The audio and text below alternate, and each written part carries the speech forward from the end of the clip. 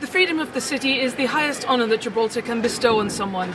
The All-Party Parliamentary Group has been recognised before, both as an institution and in terms of its members, such as founder member Andrew McKinley, a freeman of the city of Gibraltar. On last National Day, the Chief Minister, Fabian Picardo, announced that the next person to be made freeman of the city would be Sir Bob Neill, former Conservative MP for Bromley and Chislehurst, and of course former chair of the All-Party Gibraltar Group. The motion was met with unanimous approval in Parliament, with Sir Bob widely acknowledged as one of Gibraltar's most steadfast and longest-standing friends, a familiar face both here on the Rock and in the UK Parliament, where he's raised Gibraltar's interests many a time, including during the long and arduous Brexit process. Well, this evening at the ceremony here at City Hall, the Deputy Mayor, Nicky Guerrero, said it was a privilege and an honour to bestow this honour on Sir Bob, while Fabian Picardo said Sir Bob personified the ability to make Gibraltar's case in a softly spoken but powerfully persuasive way. Well, Sir Bob joins me here now just after the end of the ceremony. Sir Bob, welcome. How do you feel upon having this, the freedom of the city of Gibraltar conferred upon you? I am genuinely overwhelmed.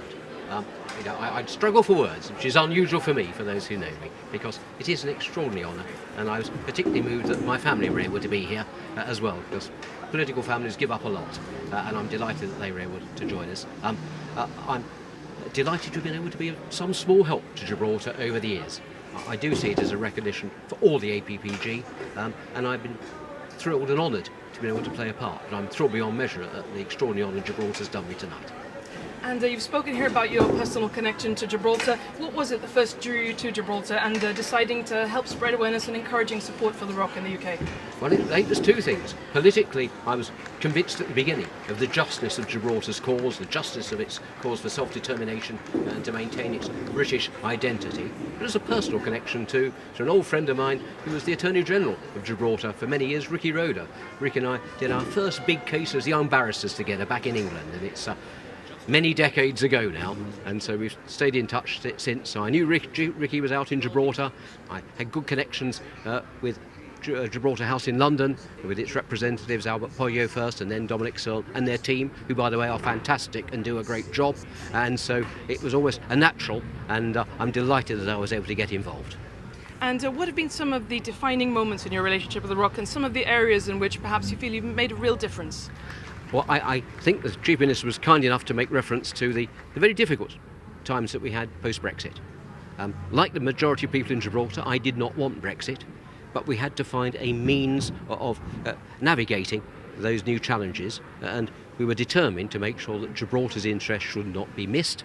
And I was, I hope, able to make Gibraltar's case very swiftly to David Cameron, in particular to an urgent need in relation to access for Gibraltar's financial services into the UK markets. We know how important financial services are for Gibraltar's prosperity and jobs. We were able to move swiftly on that, and we got a result. I was delighted to do that. I seem to remember taking a phone call when we were literally on the eve of the New Year's Eve agreement from the Chief Minister.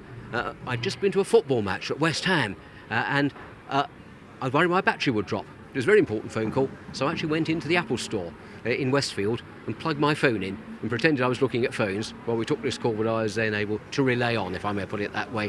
Well, I hope we got the message across. So it's been demanding, but I think the key thing was at the end of the day, was together with my colleagues in the APPG, whenever there were debates about Brexit, we made sure that Gibraltar was not out of the headlines. We made sure, I hope, that Gibraltar was not forgotten about, because the great risk was that Gibraltar might have become collateral damage. Now, we're still not entirely finished yet.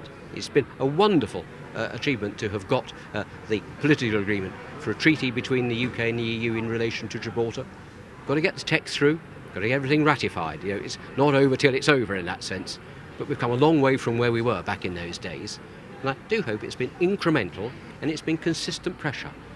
Every time that there is a nonsense created about Gibraltar, either from Spain or from some people in Westminster who are not as well informed, the job of the APPG is to stand up and correct that, and to stand up and make the case, sometimes publicly, but very often privately. The quiet word with ministers, putting Gibraltar ministers directly in touch with UK ministers, I hope has been helpful, and I found that rewarding, sometimes very demanding, but I hope it's helped. And how important is that continued support for Gibraltar, and what strength of support do you feel is out there from for Gibraltar from the responses that you've had to these efforts? It's very important that we continue. We must never take our foot off the gas in relation to this. Because even if all goes well in relation to the treaty, and we do get a free-flowing border and the other advantages that could stem from this, nonetheless, Spain, for good or ill, still maintains its claim, and therefore we must make absolutely abundantly clear that there is no compromise whatever, and never will be, on sovereignty. We need to restate that, the democratic lock. Nothing happens to Gibraltar without the will of the people of Gibraltar. I don't think that needs restating in Parliament at one level, but equally it does need to be said, because sometimes you shouldn't take the obvious for granted. And certainly our friends across the frontier, I hope one day will realise that this is not the way to deal with your neighbours. We'll get that message too, so that's one thing. And there's lots of technical things that we must continue to work at. I hope we can seize the opportunities now for better work both with the UK and Gibraltar. There are many opportunities that can grow Gibraltar's economy, and that will benefit our neighbours in Spain as well. So it's to everybody's advantage. So that's important, but also the work that we do with our financial services, with tourism, with the legal system. And I talked about that during my speech because that's been central to my life too, and that's something that binds us together so closely. So there's still plenty more to do, and plenty of things I hope that I can still be involved in. And I'm absolutely certain that the level of support continues. My successor as chair of the APPG, Amanda Martin, a Labour MP, is here. We'd have our political differences and other things, but I promise you, you could not put a cigarette paper between any of us when it comes down to Gibraltar. We managed to maintain that throughout my chairmanship, and I know Amanda will do the same. That cross-party approach is critical. The APPG in Gibraltar has good numbers, and there's always warm support for Gibraltar in the House. Of course, what we have to say to my colleagues in the House of Commons, and my former colleagues, is warm words are one thing, but we need action as well. And of course, many of those supporters, including yourself, are here on the Rock for National Week. So what's next for you on the rest of this week's agenda? For me, we've got some, I'm going to be assisting my new parliamentary colleagues, because I do some work to assist the Gibraltar government in London still, and our team at Gibraltar House, so I'm still very much in the loop. We're going to have a range of meetings with both ministers, business leaders and the self-determination groups. We'll be doing all of that in the run-up. Tomorrow we'll be celebrating, we'll be up there in Casements with you all on National Day to celebrate then, and we might put our feet up on Thursday before the family and I go home. It's been a busy schedule, but delighted to be here. Thank you very much, and many congratulations, Sir Bob. Thank you very much. That's really appreciated. Thank you. Sir Bob Neill, the newest freeman of the City of Gibraltar, who has this evening said he was overwhelmed to have the real honour of having this conferred upon him here at the City Hall during National Week.